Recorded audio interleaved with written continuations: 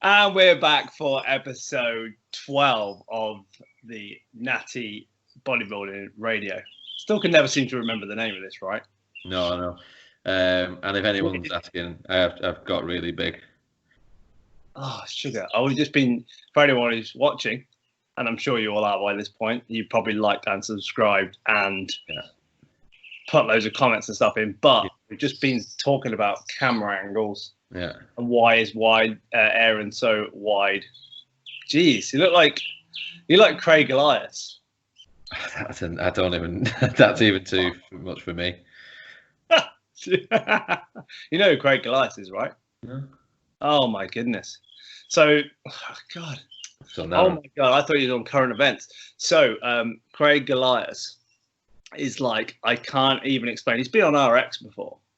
Right. He's like, how to explain this? I'm sure he's synth old. Okay. But he is like, it's kind of freaky. Look, have you ever seen that picture of where there is a guy sat on a plane and saying, "Sorry, mate, can my arm sit here?" Right. And it's a tiny little Chinese man stuck in a corner with massive arms. Well, it's him, but he's kind of, I think he's synth old. Or he must be synth old but he's not nice to look at. He just looks like a complete square. Okay. I'm just going to quickly show you a picture of him just while we're live on the interweb. This picture, I'll just be showing you on my screen. This is how lo-fi we are. This is shout out again. Never forget episode 1 when Dan North messaged me and went, "It is going to get like a little bit better, isn't it? You're going to like, it's not going to be so raw." And I was like, hope that's not what you're looking for. Find him now, so probably just going to have to move on. Right, I'll just. Anyone else, have a look, and I'll find it for you. There he is. Sorry. There we go. Sorry. It's a visual podcast as well, so everyone can see. Okay. Oh, okay. Yeah. So it's not. He doesn't look human, but that. Oh, there you go. That's a perfect picture for you because that's what you look like right now. So when I go like this. Yes. See, I'm currently dieting, so I don't have the wide. I've just got rounded shoulders. So I'm going to tell everyone about. So we had a great day. We had J Sunday actual bodybuilding day. At the where? At the Hobbit Hole. Oh, the Hobbit Hole. Gandalf visited the Hobbit Hole today. Sorry, I'm Aragorn, not Gandalf. All right. Darren can be Gandalf because Darren's got a great beard. So. All right. Yeah. I quite like the new look actually. So quality chest session. Absolutely blasted me because that was my first real intense session back. So nice one for that. But we're going to tell everyone how we had to adjust the pin press because I'm so thick. Chest to back. Chest to back. Chest to back thickness is unreal. I was actually thinking today, I nearly said to you, do you want to put a plate underneath the back end of the bench because your chest and, how should we say, arse must be so big that you're basically doing decline. Yeah. Like laying like this on the bench. I was like, why are you laying like that? But it must be because you've got so much junk in the trunk and it's too dark. Yeah. I must look like, how I can only describe like a pin-up model, who's got like a fake ass and fake tits. Or a classic Instagram model, and there I am with the. Yeah, exactly. Yeah. Basically a Kardashian. Yes. Nicki Minaj. Yes. So if anyone wants to tune into that podcast. If anyone wants to know when me and Aeronn are training chest and why Aeronn's doing decline, we're not. It's just flat bench. It's just that's how you look. So that was quality today. You filmed some of it, right? Film some of the bench. Film some of the flat bench. Yeah, I've not done anything with the clips yet, but it's actually almost difficult in comparison to the garden because it's kind of like the rack almost boxes you in and you can see a little bit of it. So, but it was all right. It's good. That's good. Favorite or least favorite part about the workout. I know mine. I know yours was probably the fact that you were maxing out for 5 reps on push-ups. But it's relative though, isn't it? As we said. I was doing 120 kilo push-ups. That actually wasn't my least favourite. It was definitely the banded dumbbell press. Yeah, which to be fair, I've not even done at home. No. It's just the fact that Edgy's bench has got an optimal little bit on the back which you can hook a band round. So basically John Meadows training. Yeah. So you did, your first set was 32.5 because they're the dumbbells with a black band. Yeah. So a colours of bands. We did a first set freehand. Yes. No band included. Yes. Then you were like, how can we make this harder? Are band colours universal tend to be? Yes, I think they are pretty much, you know. So a black band was the second set. And you was like, oh, that's good. That's really hard. I was like, quality. Now, Edgy went next. And you said 6 reps. And I could see on the second that he was having a very, very hard time. And you said 6. And sometimes there's like you've got 4 or 5, so 6 is, I can churn this out. And I just thought he's not got 3. And then I got on there. I didn't have 1. And I came in like DJ Khaled. What? Another one. Another one. It was rubbish. So then Edgy and I had to relegate to the red band that looked like a really large bobble, is all I can kind of describe. And that sucked as well. It's almost pointless. It's like wasn't. It's then one of them bands that you use backstage, and you can do absolutely every single exercise because there's not enough tension on it, but you don't get a pump. No. But a bit of string. Yeah, it pretty much was, but it did the trick with this because they're rubbish. But I wonder whether might do then, because I always watch people band stuff in the gym and thought, that's a bit gay. I'm not doing that. I'm not spending time setting up a climbing frame band situation. But do you think you'll do any actual good banded exercises when gyms? No, I'm not talking like some of the stuff we did today. So we did like banded flies because we didn't have a cable crossover.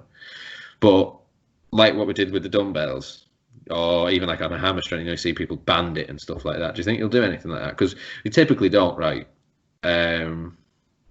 But I think that it actually has its place for sure, because I think half the trouble, if I'm really honest, is that I really don't know how to use them until I've started experimenting with them. I suppose.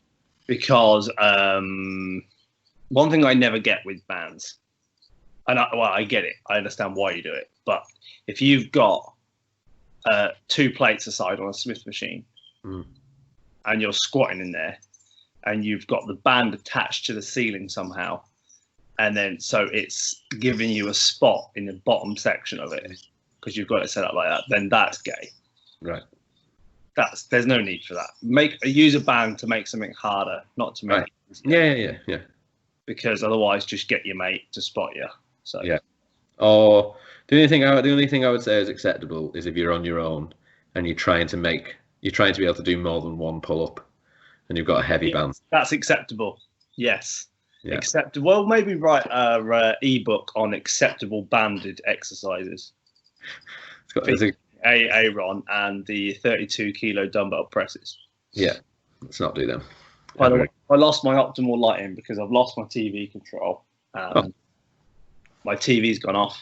So still looks fine. Still see your prep face. So yeah. Edgy goes to me today. Yesterday. Edgy goes to me, oh yeah, Rob's face is coming in, isn't it? So Rob's face is in when he's got 40 pounds to lose. That's not true. It's like Claire does like to grab the little rolls in the back of my head in the off season. I definitely don't have them now. So no.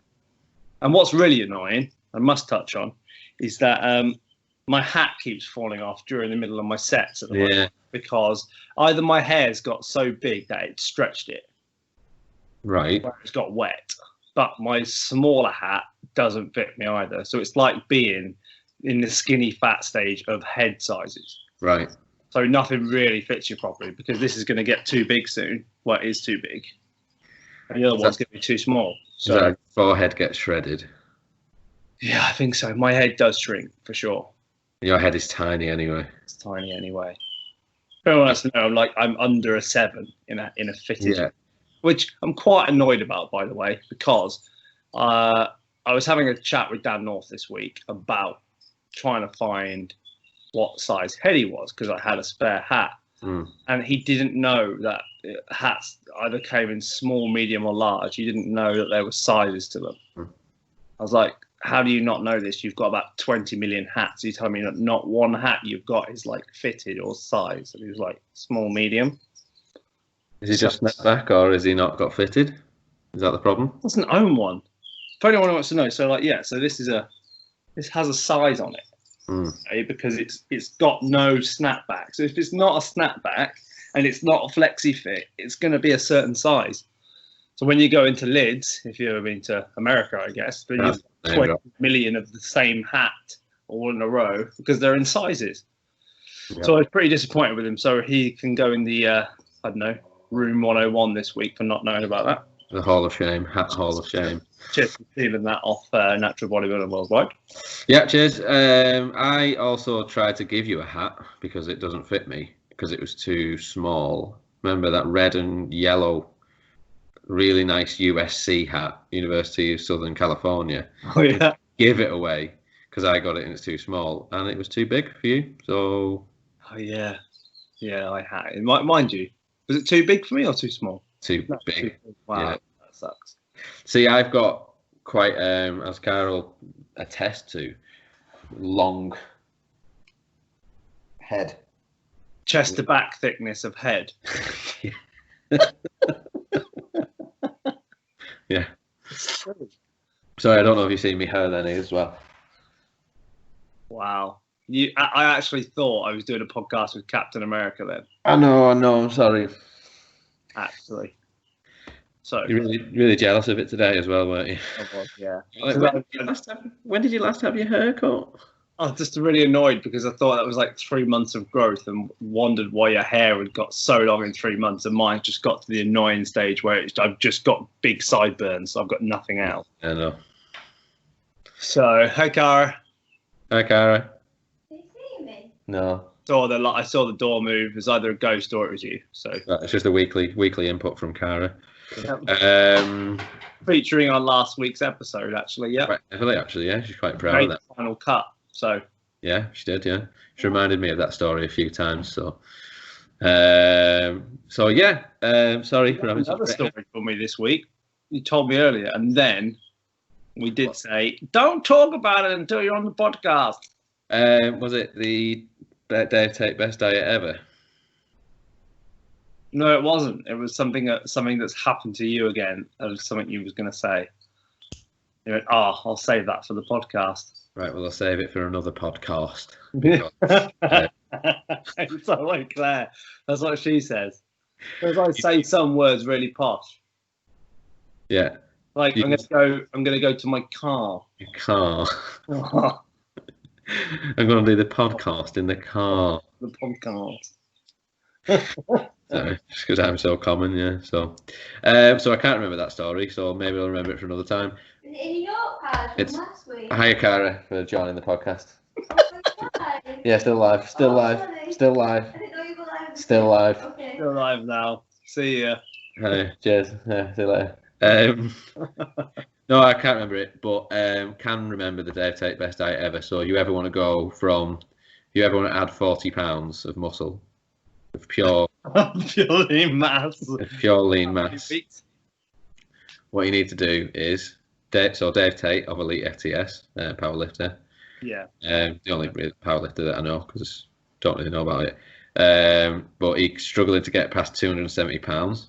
So the secret was, most people out there about 19 stone.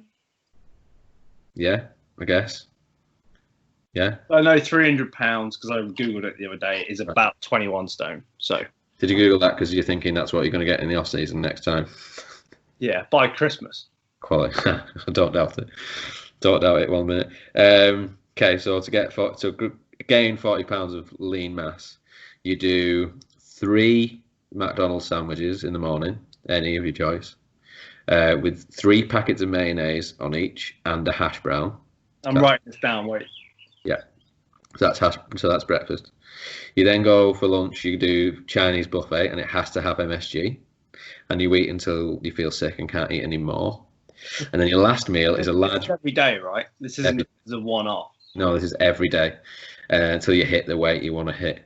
And then it is last meal is a large pizza with every topping that the establishment has, and then you drizzle olive oil on it, and then you eat that. Full pizza. Yeah, and then the kicker is on the hour every hour that you're awake, you eat a chocolate bar to keep your insulin just high. To be a certain like protein-based chocolate bar or just a chocolate bar? Absolutely not protein-based. No, the idea is to keep insulin just high. Okay, so full. So not carb killers. 100%. No, definitely not carb killers. No, I'm talking full-on Mars bar, Snicker, whatever you like. Keep insulin high, and you'll gain lean mass. And what did he get to? He went from 270 to 312, something like that. Wow. So. Can you imagine what that feels like? Well, actually, yes, I can imagine what it feels like to be £300. Question for you, 2 questions. Shoot. Question 1 of 3 or 2. I'll say 1 of 3. First question, what's your favourite protein bar of choice? Probably the Oh Yeah ISS Nutrition. Yeah, good choice. What flavour? White chocolate based? No. They just do it. This is a caramel one they do. Yeah, original. Yeah. It tastes like a Snickers basically and a Lion bar together. Yeah. I'm not. Go on, because I'm not I'm not into protein bars, to be honest. What about that one you brought me back from like Italy or somewhere? Where was that from? It wasn't up to much, was it? Wasn't really. It was supposed to be cinnamon or something, but it just was like wood. That was because I was doing protein bars like on a prep, or I had them with me because traveling for work, so just been collecting them on prep. No, because this is what I'm getting at. No, this is what I'm getting at, because I might have had protein bars for traveling, if I couldn't get a meal in or a protein shake or whatever. But I had to go to Marcus about this last year when we were both on prep, because he was taking pictures of his famous box of treats, and it just had a lot of protein bars on it, and I thought, I guarantee you that when I'm finished, I'm not eating protein bars. What you need to do maybe is just hit up Ratty Ryan for we should maybe subscribe to a Boosh box for a year, so then you can have all the random bars that he finds, I guess, really. All right. I like the look of those Oteen cookies that you had. Oteen was very good. Outright bars had one at the Body Academy, and then I bought a box. They're a protein bar, but they're more peanut butter based. Okay. Like a lot of bars are either going to be like Oteen, which is basically oats is the main ingredient. Okay. This is like a peanut butter bar with some other stuff in it, and they're incredible. Okay. They are very good, but they are very expensive. They're about £3 a bar, and they're like this big. Right. Guy has been teasing AGF bars for about now. I think the COVID must have messed it up with obviously distribution, but they're going to be like the John Meadows best food bar ever, I think. I tried a bit of the one of the Body Academy trips last year, like little samples. Oh yeah. Mm. Very good. That'd be good. Yeah, they were good. Did you have an outright bar as well though? Probably not. Prep, wasn't it? Sure, I gave you one. Never mind. Maybe. Question 2 of 3. Yeah. What is your favourite chocolate bar of choice? You go. Well, I think. I don't know if it. Don't know. You're not supposed to put the question back on me. You have to kind of give me ideas first. But I mean, I would say that with my always Well, I'd say it's going to have to be a Milky Bar then. A Milky Bar. I'm a white chocolate person, so That's gay. no racial profiling Very good. between that. Okay, but it is the Milky Bar. It's not. That's a rubbish chocolate bar. Yeah, but it is. Okay, it is. That's my favourite. I guess chocolate bar, but yeah, I don't know. I am struggling just because of the things I don't eat them much. Whereas if you'd have said to me favourite protein bar, I could have listed you off. All right. Like 50. I quite like a fruit and nut. Dairy milk fruit and nut. On a chocolate bar. So. Yeah,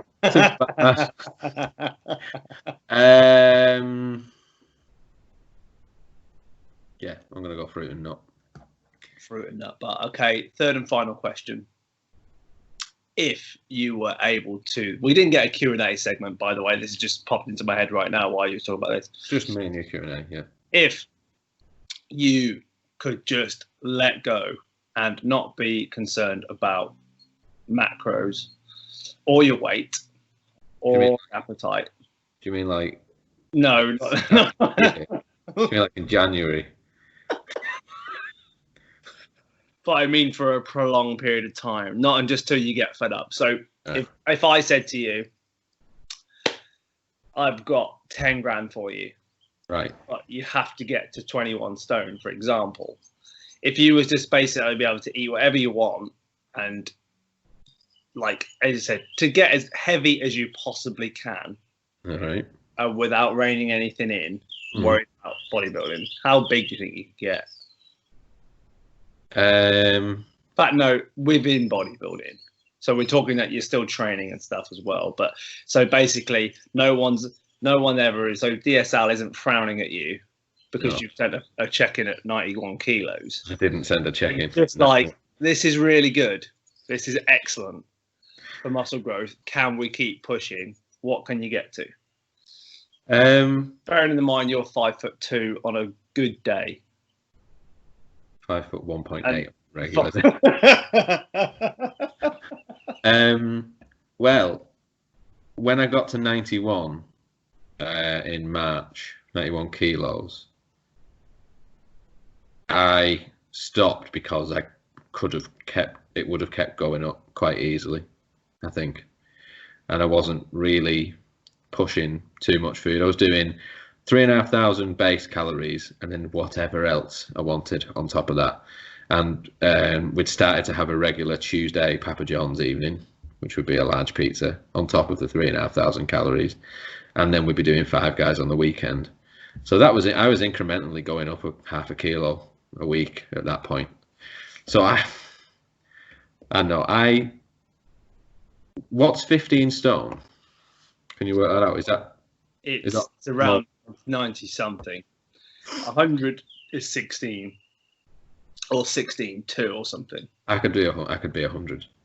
Could be 100. Okay. Yeah.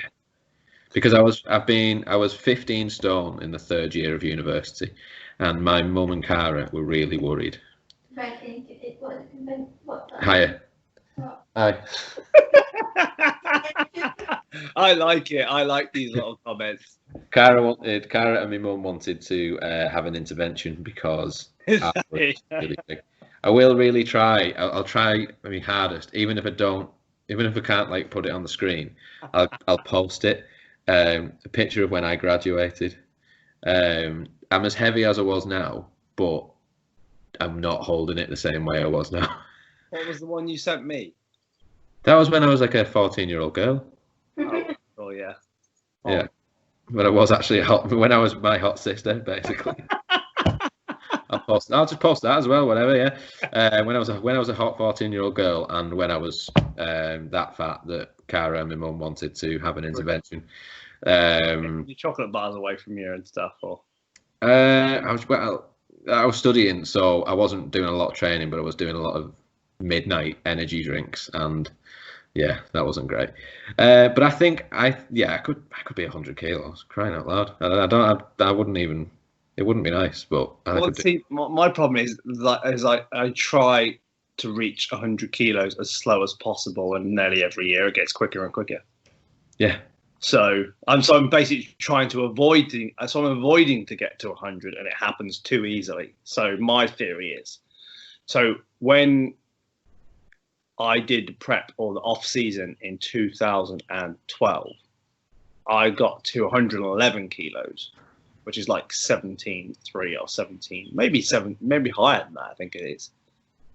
But I remember being around 111, and that was eating all my main meals, definitely a big deadlift session on a Friday night, and then it was always followed by a couple of beers, a large Domino's, and usually Pop-Tarts before bed.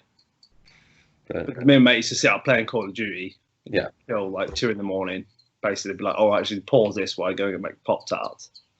So I always remember that routine was quite, how should we say, memorable. And that was basically like, if I'm hungry, I'm going to eat. Yeah. And it could have kept going. The reason it stopped is because I then had to diet. Yeah. I could have, and I definitely could have kept going that way this year. I stopped because I'd planned to back off a little bit in March anyway, then lockdown. So I thought, well, crying out loud, I'm not going to train with any intensity, so better add can it in a little bit anyway. But I would say it's interesting because certainly this 15 stone, 90 kilos is better than when I was in university because I've got a shit ton more muscle than I did then. Wide back and stuff. Wide back and jimmied up. But at this weight, I'm obviously fat. I'm not trying to say I'm not fat. But if I was to stand in front of a mirror, check-in style, I still look like a bodybuilder. I actually nearly said that to you today because I didn't want you to get upset and think that I was being nice to you for no reason. Oh. But I wasn't. But I actually did think when you changed into your top today, you still look like a bodybuilder. So sweet. Thank you. That makes me really happy. Yeah. No, but I do, and it's there's fat on the bodybuilder areas, but it's yeah. So and so could I keep pushing from this weight? Yeah, because I'd probably get less bodybuilder, but yeah, easily done. Papa John's twice a week would do it. Okay, on top of normal calories and that, I think that's the main thing to say. Yeah. Did I ever tell you about the weekend before I started my prep in 2013? You did tell me, but tell the keen viewers. Okay. So it became part of a bit of a tradition that the weekend before starting prep, bearing in mind 2010 I competed and then took a 2-year off season. In that time I switched from low carb dieting to high carb dieting, and probably for the first 2011 pretty decent, still actually held some sort of abs for a period of time, and then began to push weight up, and then I had a whole year of being fat, and then I had a whole year of basically where I was starting to get lower back trouble and knee trouble, or inside of my knee trouble, because I was like a fat girl in Ugg boots. Yeah. So I used to remember wearing like them Vibrams in the gym. I've got a picture on my Instagram of it as well. It doesn't even look like me. Just that's like some fat kid. Fat feet just exploded. Like old ladies' feet in too tight of shoes. Yeah, like bulging out of them. But it used to be a tradition that we would, or me and a couple of mates and stuff, I'd be like, right. It used to be a phrase, it's Robert's last one. So that would usually involve a night out on the Saturday. But it would also mean basically how much of the food that I'm not going to be able to eat on prep would I be able to get in a weekend. Right. And after going out for breakfast and stopping off in town for a cream cake and just needless food that I wouldn't usually eat in an off season, but it was like in case I fancied a cream cake on prep, I know what it tastes like. And I remember at the end of the weekend, the Sunday night, I'd already had loads of food this day and some chocolate and other bits and pieces as well. And the guys were like, oh, we're going to get Chinese tonight. I was like, right, great. And I was thinking, I'm really full. I don't want one. But tactical planning, the Chinese is about 200 to 400 meters away from their house. I'll walk and get it. Okay. So this seemed like a good idea at the time. So walking there, absolutely fine. But bearing in mind, there was 6 housemates, so I was bringing back 6 people's worth of Chinese, plus my own, which was like 6 people's portions of Chinese as well. Yeah. And when I got back, the guys were like, "Have you just ran there?" I said, "No, I've just carried and walked very slowly with a box of Chinese." Like a strong man.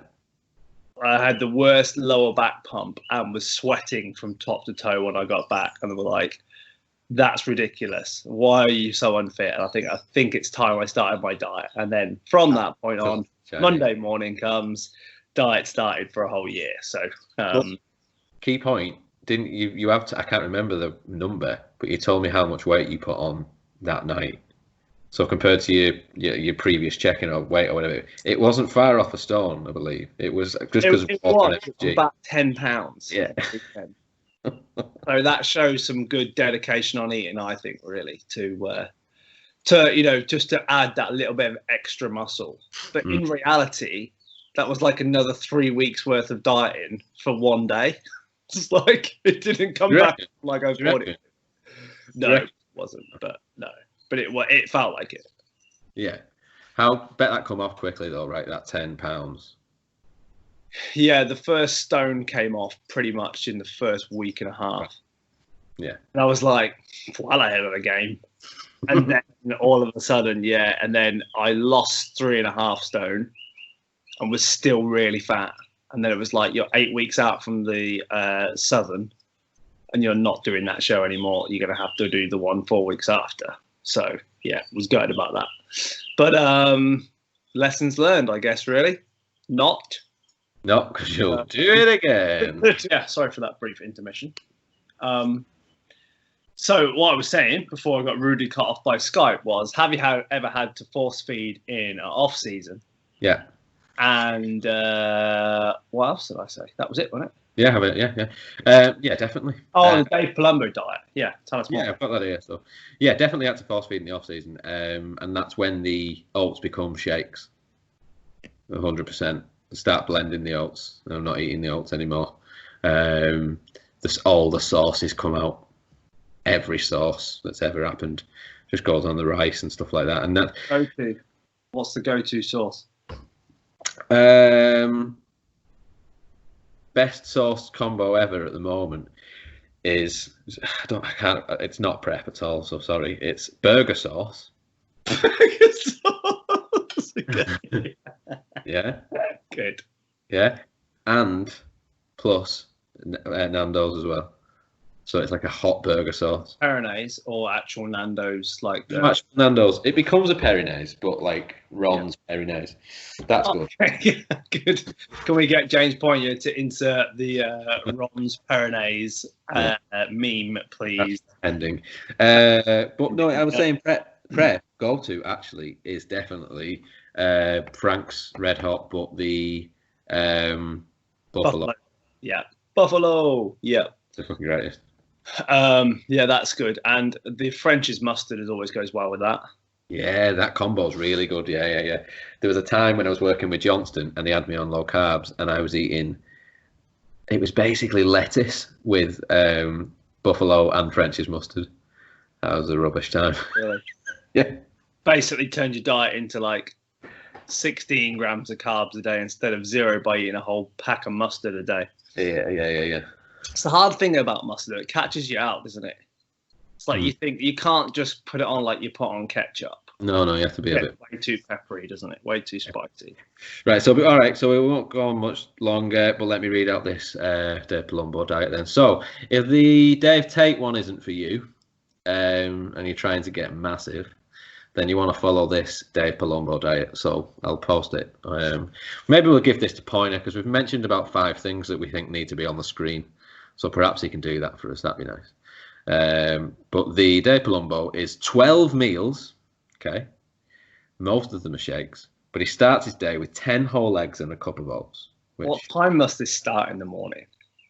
I mean, to fit 12 meals. Okay, so it says, actually, the last 2 meals are 3 a.m. and 5 a.m. So he gets up and drinks them in the middle of the night. So cheating, but we'll let it go for this one time.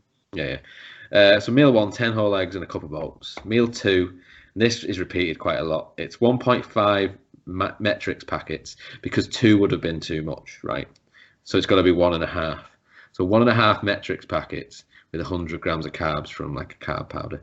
Meal 3 is 6 McDonald's cheeseburgers and fries and 2 apple pies. 4. And he ate that apple pie meal and burger meal like every day, didn't he? This is every day. This isn't one-off refeeds. This is every day. Every day.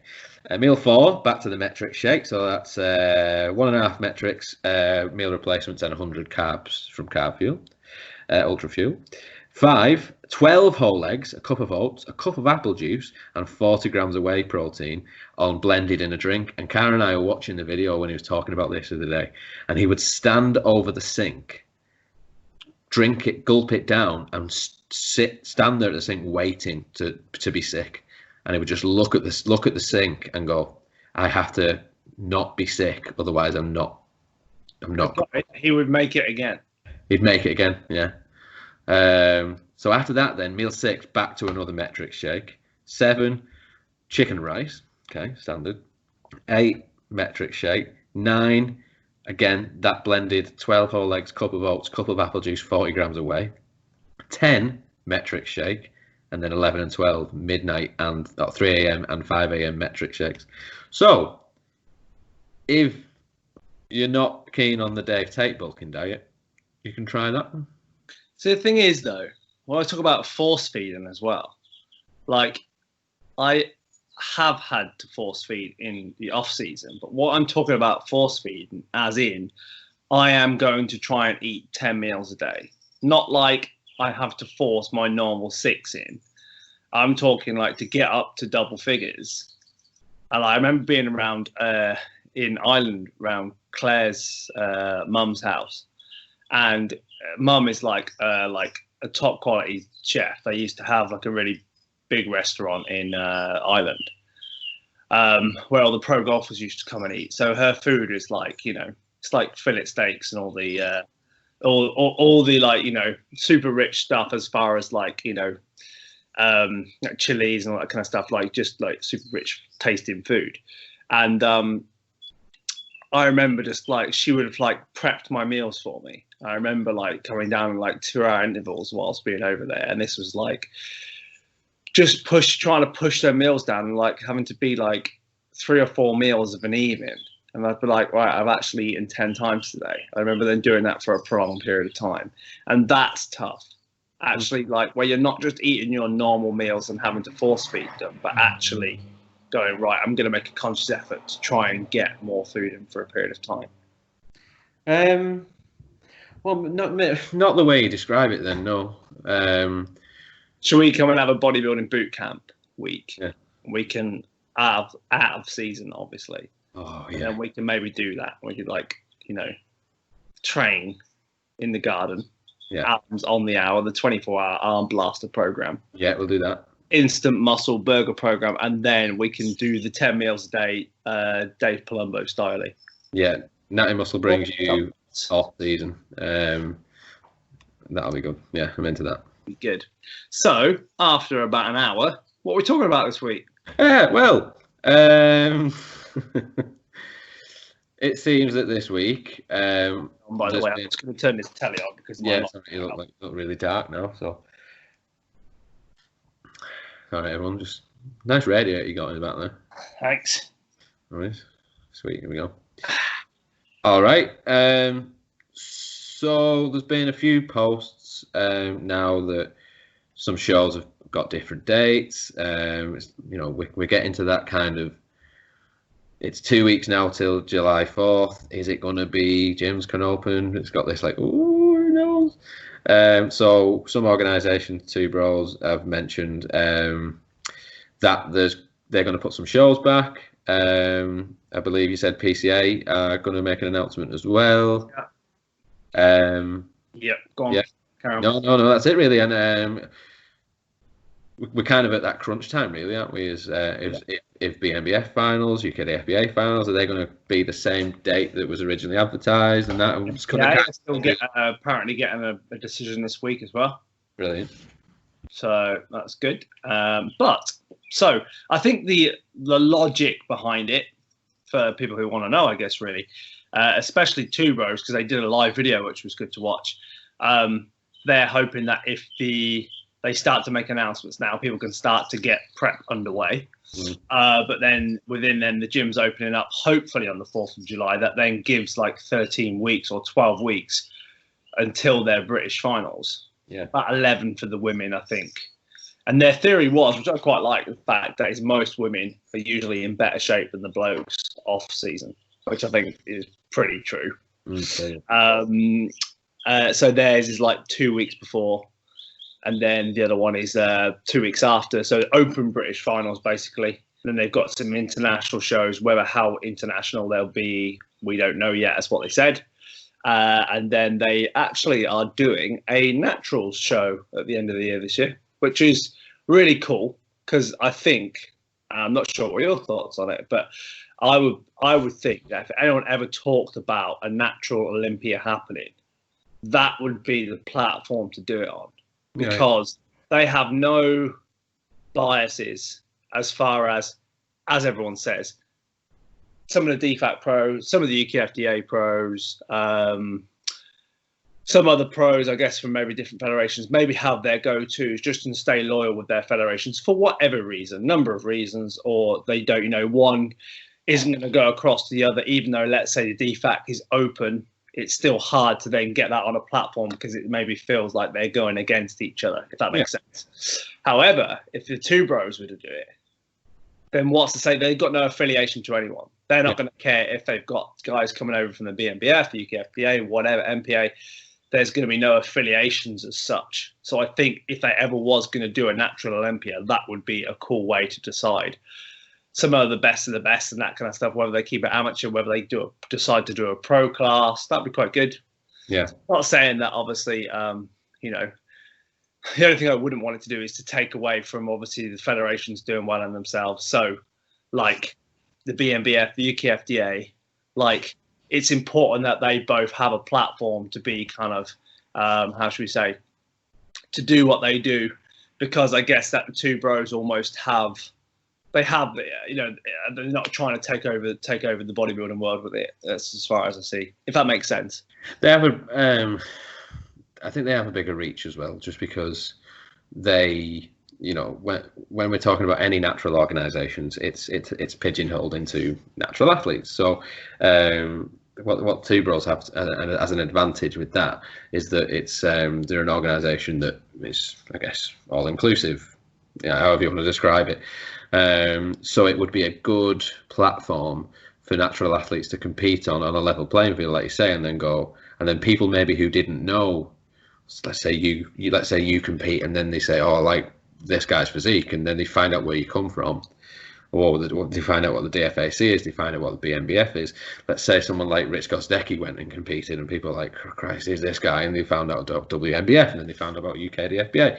So it's instead of looking an interesting one. Let's say that, because I think that only really that's popped into my head today, the fact that they haven't announced a date for that yet, but they are looking, like I said on the live stream, they're looking at that to be November, December, dependent on things. Now that's a long year for some people dieting, or it may just work out for people, which is what we're kind of doing the podcast on tonight, really, is like the to compete or not to compete scenario. And we don't just mean within what's gone on within the COVID, but also is kind of like being in the right headspace or making that decision to compete, not so much for first timers, but more for more seasoned people. It's like, flicking that switch or making that decision on whether I should compete or not this year. I seem to have the same conversation with my clients every kind of, Christmas time. It's like, so yeah, putting your hat in this year, what's going on. And then people like Dalroy, shout out to Dalroy, as always, he gets a mention. He's always one of them. It's like, well, I kind of want to, but I kind of want to make the improvement. So maybe just another year off season. And then I've got some people who just would like to do it every year, but know they need to take time off. Yeah. And then other people who are just like, I'm just going to compete because just love competing. So okay, yeah. So I guess mindset then. Let's talk about those two categories, I guess. So you've got the people that enjoy competing and just enjoy being on stage, and then the likes of maybe Delroy's a good example because we know Delroy is a meathead bodybuilder like us. You know, he'll sit and watch RX and he'll talk. You know, enjoy Jay Sundays and talk all things bodybuilding. So what I think Delroy sees it as, and maybe Delroy could like or comment, is that it's about it's the whole process for him, right? So it's about making the improvements for the next time that he's on stage, not necessarily feeling that he needs to get on stage every year. And that's a converse to somebody that just likes to compete and just keeps getting on stage and is less concerned about bringing up a body part. So I think you've probably got those two different camps. Yeah, I agree. So where should we start then? So you start. Go on. So with regards to the mindset side then, what do you think is like a good advice as far as the kind of headspace you should be in before starting a contest prep? So I guess I can only speak from of the two camps that I just described, then I can only speak from the camp of making the changes before you think you can improve or bring an improved package or whatever. So I mean, like you said, COVID or not, I've definitely kind of been unsure about when I'll come back to the stage. And it's not because it's moreover, is because at this point, I think I would like to make the relevant changes to really, really, really take a step up the next time that I come back to stage. So for me, the mindset has switched from the need to compete every other year, for example, or whatever, because that's what it's previously been, to actually now, instead of having a set, I'm going to do 2021 or whatever, is actually I'm going to come back and compete when I assess my physique. I've brought up the things that held me back last year, and I think they're in a position to achieve what I want to achieve the next time round. So I've brought up those body parts. I've got my body weight in a place where I'm going to be heavy, but like we described, still look like a bodybuilder. Maybe starting a prep a little bit lighter than last time, so that I'm good out the blocks. But definitely for me, the mindset is I'm ready now to compete because I think I've made enough changes. Okay. Does that make sense? Because that would be my. Yeah. I think it is a hard thing because we always want more, right? It's that decision of like the whole reason why I guess people don't compete in the first place is like, well, I'm just gonna wait until I've got a bit more muscle, but like it's never going to be enough. You almost have to go with, and it's almost until you really like peel it all off that that you're able to really see the improvements you've made. Yeah. But yeah, I totally agree. Like if you've been, let's say, you're trying to bring up arms and you've been not really training them in the past, and then you've spent 2 years hammering them. Yeah. That you're gonna have made some progress on them, kind of thing. You'll know, won't you? And if it's a couple of body parts, you're trying to bring up hamstrings or you're trying to bring up arms or anything, whether a body part that's weak, you're gonna know if that's brought up when you're fat. It's not like trying to bring up a strong body part. There will be a subtle difference. You don't really tell that. So so that's definitely where it is for me. And I look at people like I believe Ross Taylor said something similar on Natural Bodybuilding Worldwide when I forget the years now that he competed. It might have been that he said he did 2014, and then the next show he did was when he won at UK DFBA last year. When he won lightweights and obviously his pro card. Reason that. Yeah, and we'd be so fat. Let's just say that. What? We'd be so fat 5 year old season. But he wanted to bring up a body part. He wanted to bring up his hamstrings, and he did. And he must have felt that he was in a position to, whether it's win or improve enough on stage. So, and maybe Marcus is similar, because Marcus took. When was the last time Marcus competed after last year? 16. Okay, so 3 years, which is a lot longer than a lot of people do, you know. But Marcus must have felt, maybe you've got some insight, you know, being his coach, but Marcus must have felt that he was in a position to improve on his last performance. Oh yeah, massively. Yeah, I think that was kind of like, you know, taking some time for family. Yeah. And then, you know, I think like, you know, when he maybe could have done in 2018, it was like, I'm just going to take a little bit more time.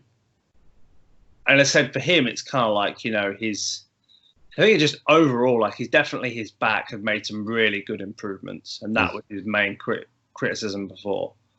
Obviously still areas and stuff, you know, to bring up to get better. But like his arms and legs were already good, and they were next level freaky this time round. So, yeah.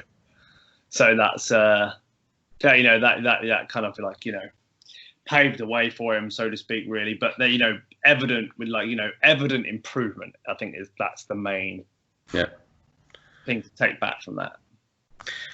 Wait there, did I just talk about Marcus and just be nice the whole time? Really, really nice. How do I recover from that?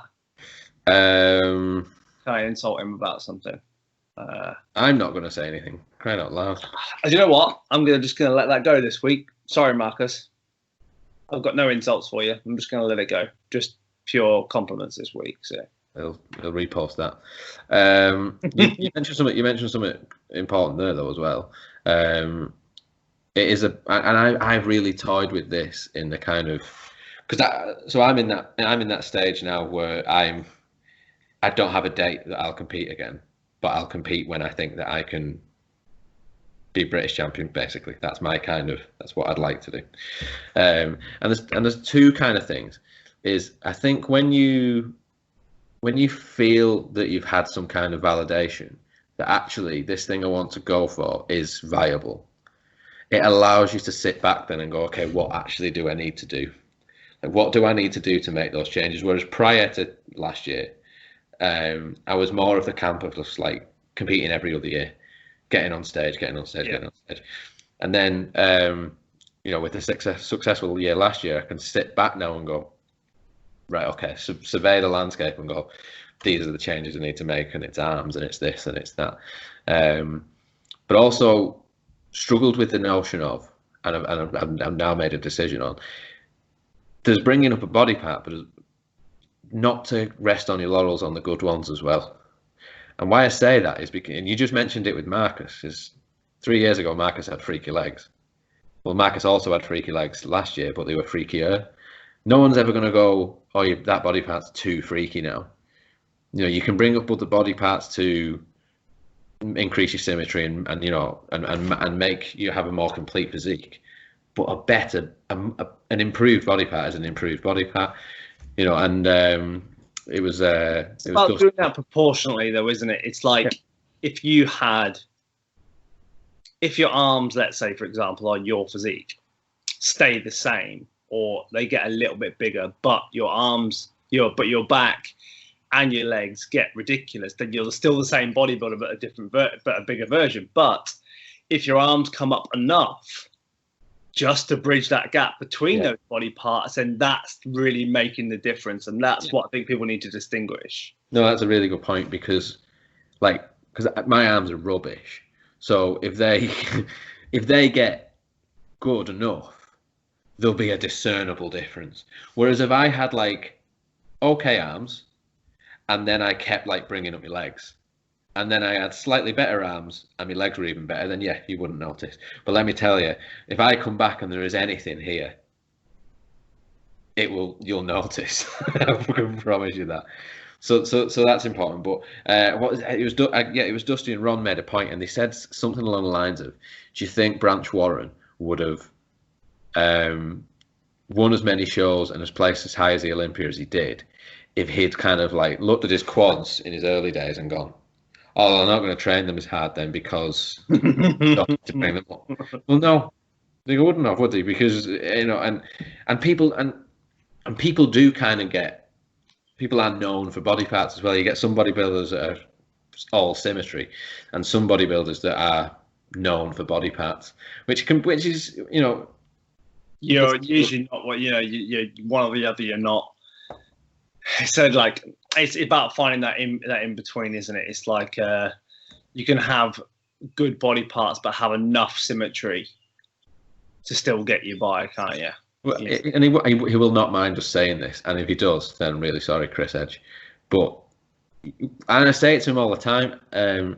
You don't look at Chris Edge on stage and say, "Look at this, or this body part wise," but you just look at symmetry and real proportion and very, very, very good conditioning. And that's what you see. And and then let's take, for example, seeing him less on stage, but someone like Dan North, who is looking to compete this year also. People look at the likes of Dan and it's like, there's like legs are hanging off his knees. So you do get like those, you get bodybuilders that are absolutely both camps, and then you play to your strengths, I think. So you either, you work on overall size in that off season, or you work on those gap body parts, I guess, is really what we're trying to say. So without going off too much topic with regards to... that's all relevant. That's all relevant for sure. So it's said, so for you, it's feeling like you've brought up enough of what you should have been doing. And I think that the other mindset thing comes into, now this is particularly the case for people coming off the back of a prep.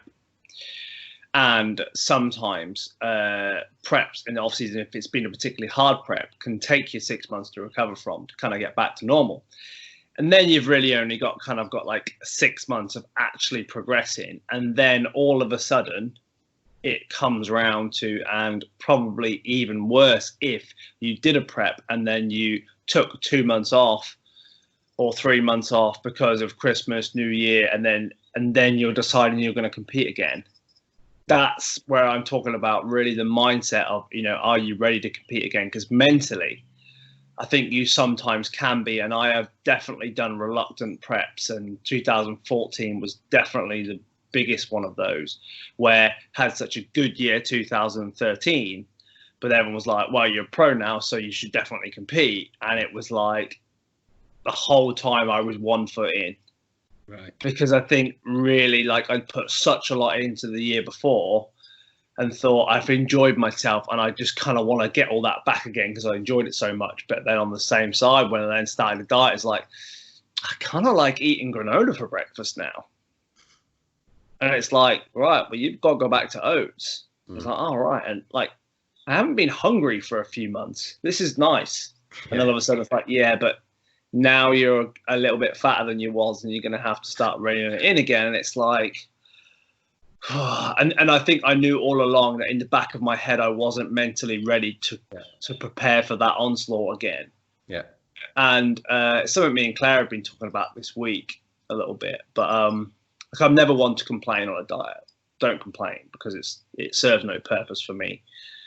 But she said, I think you should document a few more days where you're really struggling, because I think people need to know, like, that, when you look back at this and when you maybe do well in shows and things like that, that it hasn't just all been like, I'm hardcore, look how good I am at dieting kind of thing. Like, there's days where it really does suck balls. Right.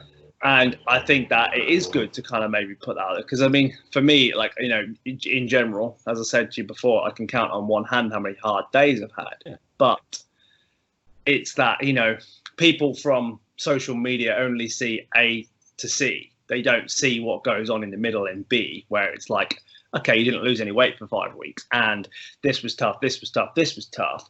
They just see the end result. And I think that, as I said, like, coming off like that mindset and, of being ready to commit to that. And that's the hard thing, of being able to go, like my favorite saying, there's no growth in comfort, but you have to be prepared to do that. You have to be in that mindset to be able to go like, okay, well, I'm not going to have that 5th piece of Aeronn bread tonight. I'm going to have the 2 that's required on my diet. Or it's like, you know, it's fucking miserable outside. You've got to go do your cardio. Like all that stuff, you have to be in the mindset of wanting to do. So I think that you have to have a honest talk with yourself before committing to a contest prep, because you're either all in or you're not, as we said. I think, and with our kind of, or with the natural bodybuilding scene and stuff like that as well, I think you get 2 camps, and I don't think you have to be in either one. I think it's okay to kind of fall in the middle, maybe like where you and I do. And what I mean is you've got the outwork crew, who it's look at me doing me 50,000 steps. I'm training harder than you. I'm not eating any food, and I'm going to blast you all because I've got shredded glutes at 16 weeks out and unlucky everybody else. And then you've got the other side is, and we've got some friends that are like this. Yeah, we've got the other side who really kind of say, okay, bodybuilding is an absolute hobby, and you're totally just doing it for fun. You shouldn't really take anything too seriously. So you got real extremes, and then it's okay to kind of be in the middle. Yeah, I'd say we are, but certainly you and I, because I do take it seriously. You take it seriously because we like bodybuilding a hell of a lot. But at the same time, you've got to maintain that sort of level of it. Like you said, you don't complain on prep because it's your choice to do it. I think that I would say I'm more to the middle in off season for sure, even much to a little bit of the other way. But I'm very much the other way when it comes to a contest prep. Like, I won't miss my workouts. I won't, it's not that, okay, I'm, outworking everyone else. I'm just not half-arsing it. If I'm going to do it, I'm doing it properly. But this is what I mean, though. It's you said it perfectly. You have to make that commitment. So when you flip the switch, when you make the commitment, don't half-ass it at that point. Don't say, oh well, it's fine. It's a hobby. I'm going to take it light and this and the other. If you're doing it, you're going to have to do it right, because those days that you don't want to do the cardio, those days that you want to have 5 pieces of Aeronn bread, you're not going to push yourself through it at that point. And you've got one foot in, like you said, and you're really, really, really going to struggle. And it ties perfectly back round to should you not ever drop the hammer to compete. If you can't have that conversation with yourself, that talk with yourself, that you can do that, it's not the right time. And we've seen competitors over multiple years seemingly really close.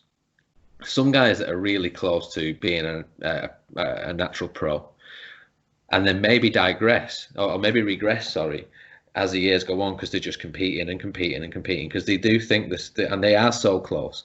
But in reality, what they need to do, those competitors, is take that step back and reassess and say, am I ready to do what you just said, where you come off a hard prep, recover 6 months, then maybe start an off season, then you're coming out of it again, you're like, Joe, this is what I find so fascinating about, when I say real pro bodybuilding, no disrespect to us and all the Natty pros, but IFBB pro bodybuilding, is when you have someone like a Phil Heath who consecutively dieted for 8 years on the trot at his best, or at least good enough to beat everybody else. 7 years, sorry, not eight Olympics. Because what I mean by that is the motivation to, I know it's a job and I know there's money involved, and I know you can do it full time, but still, you still have to be able to go, I've got 6 months, and yes, I'm still only going to be prepping for the show for 12 weeks or whatever, but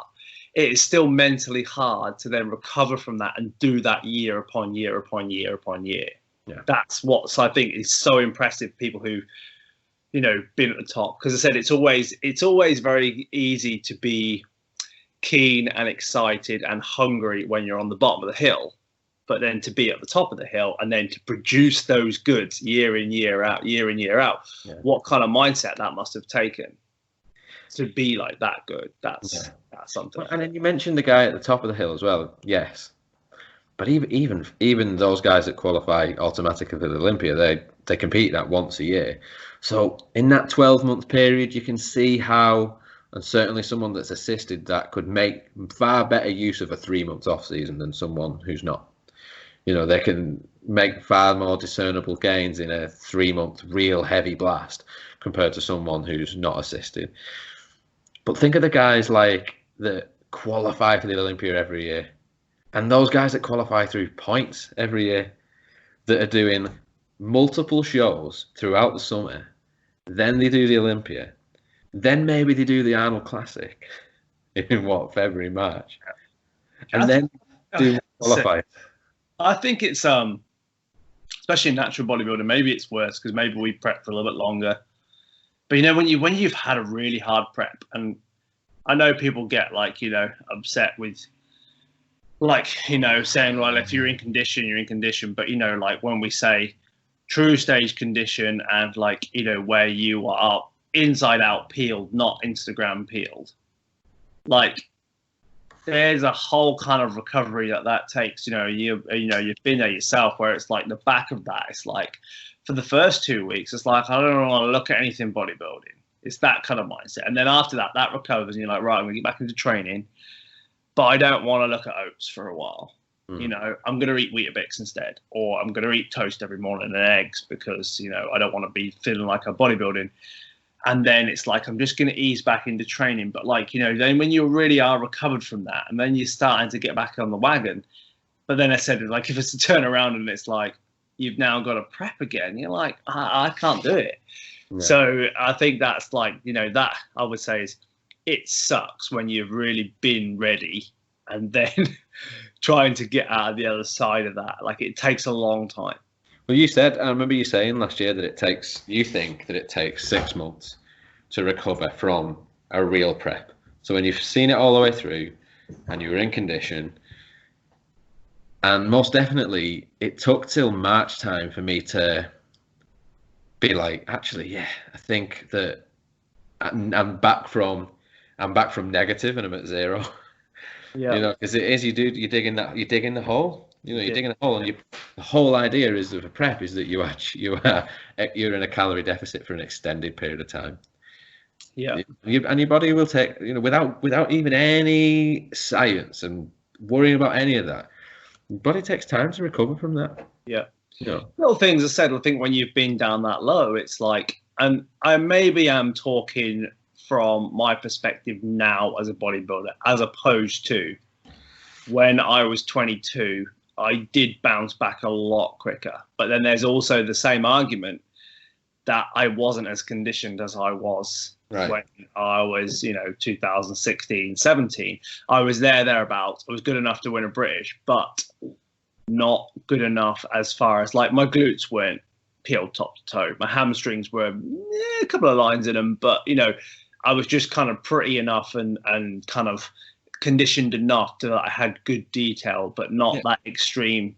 And I think with Natty Muscle Radio, there's always another level. And that was the bridging of the gap of okay, this is good. Yes. Oh, well, I mean, and the thing as well is, and Darren will attest to this, is I'm talking about the things I want to bring up for next time I compete. But I also know I need to be harder. This was the British finals last year was the best condition I've ever had, and I was in condition. But I was the least conditioned guy in the top 5, hence why I was 5th. So it's, and I spoke to Darren afterwards, and leading up to it, it was yes, we're ready, we're going to be ready, we're going to be in condition, it's brilliant. And then we looked back and we assessed it, and we were very happy, but we were critical as well because we're looking at how we get better. And I said to Darren, I was I could have been harder, couldn't I? And he said, yeah. And he knew I could have been harder, but he said, what was the point? At that point, is that you were good enough at that stage to achieve this level, that next ring of kind of where you wanted to get. But could we be harder? And he was yeah.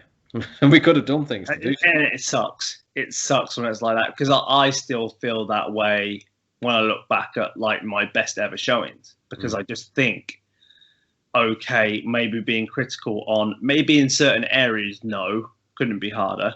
Like when you go like, right, my midsection is like deeper than, you know, John Meadows' ditch of that ditch.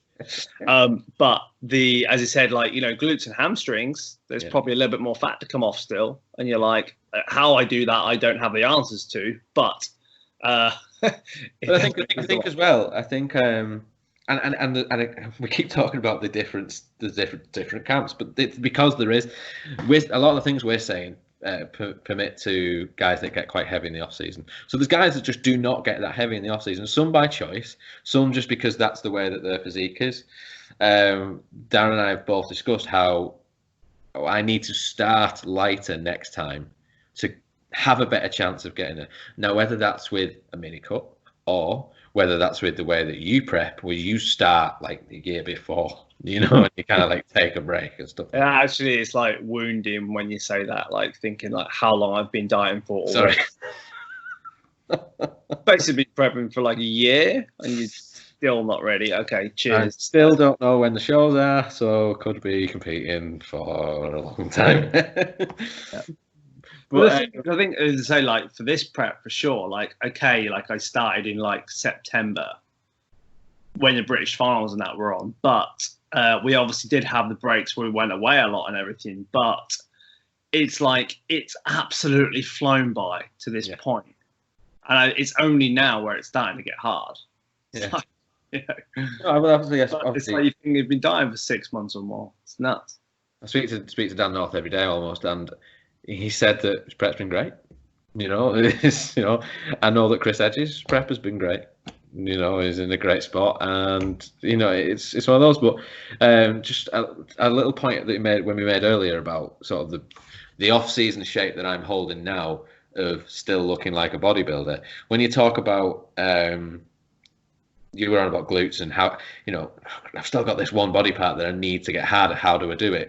Well, it's not being on a Stepmaster and squeezing your glutes, because that's not going to do it. Kickbacks. Yeah, but I do find that every time I go down in weight and then up again and down in weight and up again, distribution is better. Distribution of fat is better.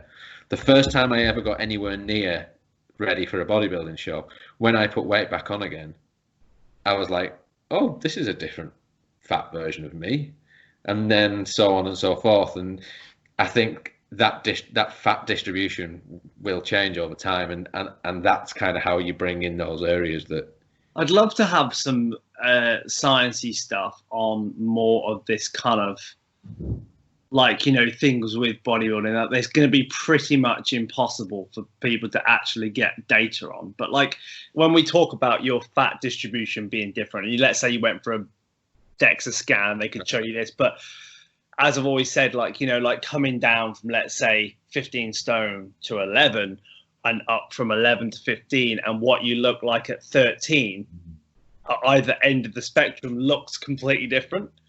Even though you are the same weight on the scale, the distribution of fat and water and everything is completely different. But wouldn't you love just to have, like, you know, as I said, like, you know, they took, you know, 50 bodybuilders away to a desert island and then basically did all these tests on them? Because in our heads, it's like, okay, I'm not as fat as I was at this weight. It's like, right, but you're still fat. It's like, yeah, but trust me, my legs still have lines in them, whereas last time, or I still have an outline of an ab, whereas last time I didn't. All I had was a belly. And it's like, I'd love to be able to see more stuff on that. I'd be wicked. I mean, I have an ab. An ab, a keg, singular ab. Okay. But I do have, you know, if I look at my quads, I can still see each part of my quad. You know, I can see my teardrop and everything else, and stuff like that. So your back's really wide, so. But maybe we can. Maybe we'll do a science episode at some point. We'll do some research and do a science episode. Sorry, I didn't notice you went wide then because you're so narrow because you're on Brett. Maybe we'll do a full science episode at some point. But I do know that what some guys suffer with, and I've suffered with as well, is you can get areas of stubborn fat and that's a lot to do with the receptors that you've got in them areas. And some guys are prone to the old man fat areas, like on the love handles and the lower abs and the hair and all that kind of stuff. And it is just a case of you keep going until your body goes, I am looking for places to take fat from, and it's this one. They used to say the more muscle that you have in an area, whoever said this, I don't know, the usually the less fat you have in that area, which is absolute rubbish. Because I would say that my best body parts are arms, probably, and abs. And they get the fattest for sure. Definitely abs. Definitely gets the fattest. Yeah. So much layer over the top. Yeah, I get a lot of body fat around my chest. You know, it's similar, I guess. And my back isn't lean by any stretch. So that is total bullshit. But that's just a visual thing, isn't it? Is if there's more muscle in the area when you're leaner, then it's like, oh, it's popping more and stuff like that. So yeah, it's getting really bro now anyway. So just do kickbacks on a glute machine and you'll be fine. Yeah, definitely. How are we doing for time? Well, actually, we're on about an hour and 15 minutes, maybe 20. So we can start to wrap it up if you like. If you want to. I don't think it's been a long one tonight, but I think it's a really good subject. Actually, I don't feel like we've really scratched the surface with it, but I think we've covered enough with regards to the mindset side. But there's probably a number of other factors, as we said, around competing and not competing. But I mean, definitely some good snippets in there of information. Yeah. So basically, don't do a prep unless you're really mentally to give up granola and switch to oats. I think that's the thing. I think if you like competing because you just like getting on stage, maybe your family and friends come to see you and you like the camaraderie and stuff like that, and you want to compete every year and all that, then that's really cool. That's that's brilliant. But I think we're maybe talking about that. If you are taking the time off and you're making the changes in the off season, it's have that little talk with yourself, isn't it? Kind of, am I ready to drop the food, do all the things I need to do, and when I do all that, will I be better than the last time? Because if I'm not willing to do all these things and I don't think I'll be any better, then it's not time, is it? So yeah, and I think as I said, the last little thing really to talk about is like, as I said, like competing for the right reasons, and this may come back into what we spoke about before on other episodes, but as I said, it's like not competing for, if you're competing for the Instagram side and like the attention, you will definitely not stick in at your diet when days get really tough off the back end of doing a hard prep from the year before, because it's not enough. It's not enough to kind of like, what pulls me through the hard days is that, one, I don't want to get beat, and two, like if I'm going to do it, I'm going to, never have that feeling again like I've had when I did in certain years where I went backstage, no one looked at me twice, and I knew at that moment I was way off the mark and thought, this is the worst feeling ever. I feel like an absolute failure. And I think that, like, for me, I never want to experience that again. And it wasn't because, like, no one was looking at me and I was like, oh, what about me? It was more just like that sheer thing of like, you knew, right? You don't deserve to be here, basically, because you're nowhere near ready or near the mark, and you've not worked as hard as you needed to. And I obviously worked hard at the time, but I didn't give myself enough time, or I thought I knew it all. Like, there's a number of lessons, I think, with those kind of experiences, but it was like just a overwhelming feeling of like not being good enough. And I feel like you haven't reached your potential or scratched your potential at all. And you need to get your ass back in the gym and work harder. And that was, I like to be able to go on stage now and go, if I get beat, it's because I did everything I could, not just because like, I'm all right at this, I'll give it a go. It doesn't really fly at that stage of prep, I don't think. So not at the level that you're at, so. My chest is sore already. We're talking like 7 hours after working out. So I have I'm gonna have neck DOMs tomorrow. Yeah, I think this is like something. I need to have like a neck massage or a throat massage at least like once or twice a month because I'm definitely straining out a lot and starting to get some good neck shreds. Neck shredded. So your frontable neck.